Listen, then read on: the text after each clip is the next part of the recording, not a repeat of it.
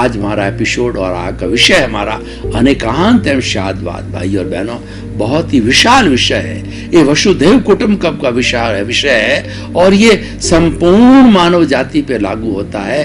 विश्व के 210 कंट्री जो आज यूएनओ के सदस्य है, अरे अगर वो अनेकांत और शादवाद को अपना ले, उसको अपने राष्ट्र का जो है मूल विचारधारा के रूप के अंदर जोड़ दे, तो पुनः वसुधैव कुटुंबकम की स्थापना हो सकती है और संपूर्ण विश्व जो है, जो आज ग्लोबलाइज्ड हो चुका है, एक स्वर्ग के रूप के अंदर, एक वसुधा के रूप के अंदर हो सकता है। हम जो वसुधैव कुटुंबकम का कॉन्सेप्ट क्या कहता है, हम सभी वसुधा माँ की संतान है, वासुदेव की संतान है, यानी एक पिता और एक माँ की संतान है।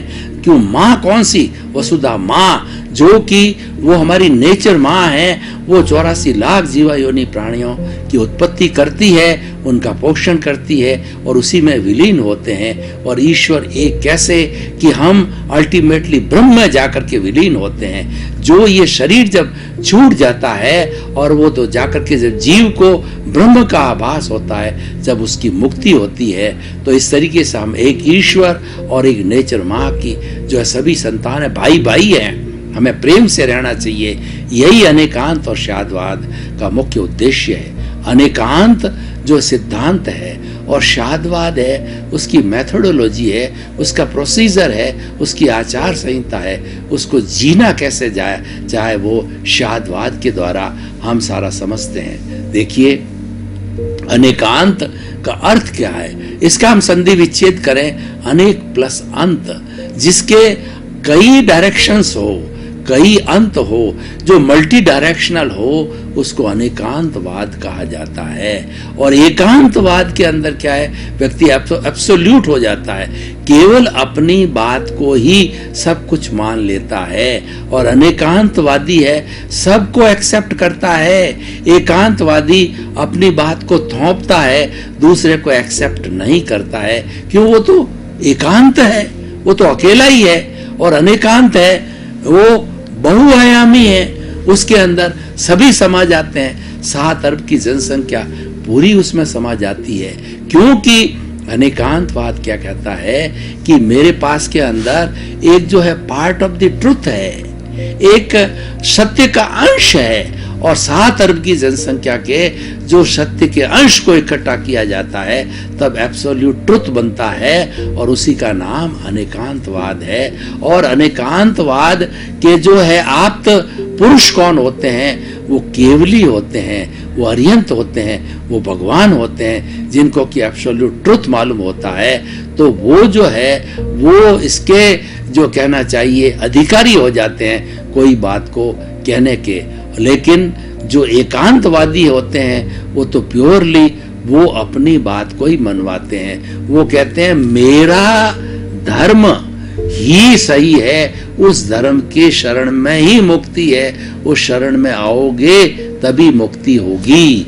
एकांतवादी कहते हैं। ये डिस्प्यूटेड हो जाता है, इससे लोग जो है वो स्वीकार नहीं करते हैं। अनेकांतवादी क्या कहता है कि भाई ये मेरी आइडियोलॉजी है, ये मेरी विचारधारा है, ये मेरा कॉन्सेप्ट है और ये मेरी अवधारणा है। तो हर एक कहेगा अपनी अपनी अवधारणा होती है, तो सब एक दूसरे को एग्री करते हैं, एक दूसरे सबको एडजस्ट करते हैं, तो सर्वधर्म संभाव हो जाता है और डिस्प्यूट पैदा नहीं होता है। अनेकांत में डिस्प्यूट को जगह नहीं है और एकांत के अंदर डिस्प्यूट को जगह है। क्यों? एकांत थोपा जाता है, वो एक सिंगल व्यक्ति की बात है, सबको मनवाना चाहते हैं। अनेकांतवादी किसी पर थोपते नहीं हैं, वो तो कहते हैं मेरा भी धर्म है, मेरी भी विचारधारा है, मेरी भी आइडियोलॉजी है और मेरा भी चिंतन है। तब भी चिंतन है तो दूसरों का भी चिंतन हो जाता है। तब वो अपना चिंतन को तवज्जो मिले तो दूसरे चिंतन को जो है वह कहना उसको स्थान देता है, उसको सम्मान देता है, तो ऑटोमेटिकली सर्वधर्म संभाव हो जाता है। और एकांतवाद के अंदर ये पॉसिबल नहीं है। तो ये मल्टी डायरेक्शनल है, ये सत्यांश है, ये मानता है कि व्यक्ति के अंदर सत्यांश है, संपूर्ण सत्य नहीं है। और एकांतवादी तो अपनी बात कोई कहता है कि मेरे पास तो पूरा सत्य है, तो लोग इसको स्वीकार नहीं कहते हैं। तो अब देखिए कि अनेकांतवाद की हम एप्लीकेशन करें, क्योंकि जब तक कोई भी चीज जो अप्लाइड नहीं होती है, उसकी एप्लीकेशन नहीं होती है डे टू डे लाइफ के अंदर, मनुष्य के जीवन के अंदर, समाज के जीवन के अंदर और विश्व के जीवन के अंदर, जब तक वो लागू नहीं होती है तब वो इफेक्टिव नहीं होती है, वो रिकॉग्नाइज नहीं होती है, वो सर्वमान्य नहीं होती है। तो इसीलिए हम इसकी एप्लीकेशन को देखते हैं। देखिए, आपने अनेकांतवाद को समाज में लागू किया तो समाज में मुंडे मुंडे मतिर भिन्ना, समाज में अलग अलग बुद्धि के लोग होते हैं, अलग अलग बात करते हैं, अलग अलग विचारधारा होती है, अलग अलग सोच होती है, कोई प्रॉब्लम नहीं। अनेकांत तो ये कहता है आप अपनी विचारधारा को रखिए, फिर समाज का दूसरा तबका कहता है कि हमारी ये विचारधारा आप भी रखिए, फिर और अन्य समूह कहता हमारी विचारधारा वेलकम। हर एक की विचारधारा को वेलकम किया जाता है, तो डिस्प्यूट कहाँ है?